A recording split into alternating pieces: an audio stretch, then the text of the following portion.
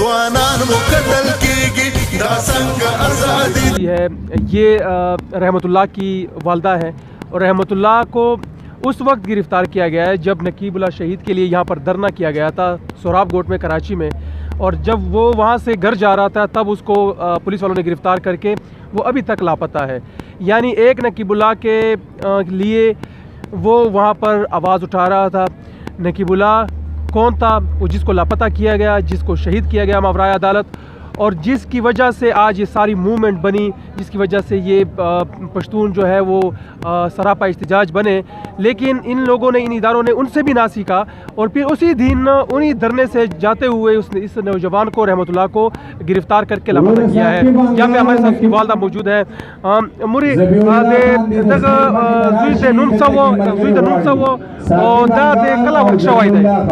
da pato dai kana ما تولا پشناختی هم پارشی اور ما تولا استر نوم یادا دا سوا چې کنا لارې دراولې وا لارې دراولې وا بیا لارې کلندري کړلا بیا لارې چې پروت د جلال په دروازه کې د جون غوښ کړو د بیا ارتاول دا سلنجر یو دغه یو ورته چې نه سلطان آباد ریلې رینجر او کړیدا هر ځای چې دا ریلې بریوي دولم دا د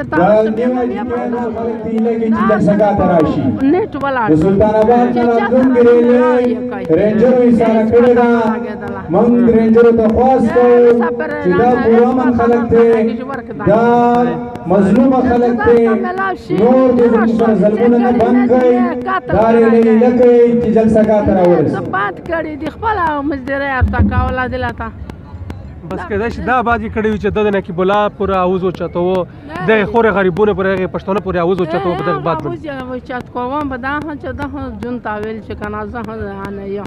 پښتون سره بس تا ول چې ما کا ولا نو ویل چې قسم دا بوله ورڅ چې د خدای د غرات نه اچاو صحیح بیا څه لا ورته روغانه